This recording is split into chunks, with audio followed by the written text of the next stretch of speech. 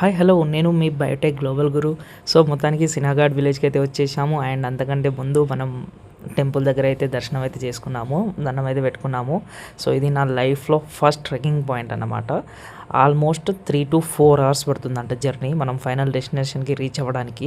So మొత్తానికి వాళ్ళు వీళ్ళు చెప్పింది కాదు, మనం ఎక్స్పీరియన్స్ చేస్తే ఎలా ఉండబోతుందో చూద్దాము.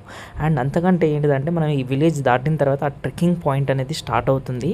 అండ్ ఈ విలేజ్ కూడా చూడడానికి చాలా అంటే చాలా గ్రీనరీ అండ్ చాలా అంటే చాలా చెట్లు అవన్నీ చాలా బాగున్నాయి చూడడానికి. కాకపోతే ఏంటిదంటే నేను మధ్యాహ్నం స్టార్ట్ చేస్తున్నా కాబట్టి ఈ ట్రెక్కింగ్ని చాలా అంటే చాలా ఎండ ఉంది. అండ్ అంతకంటే ఇంకొకటి ఏంటంటే నాకు ఇంకొక టెంపుల్ అయితే కనిపించింది.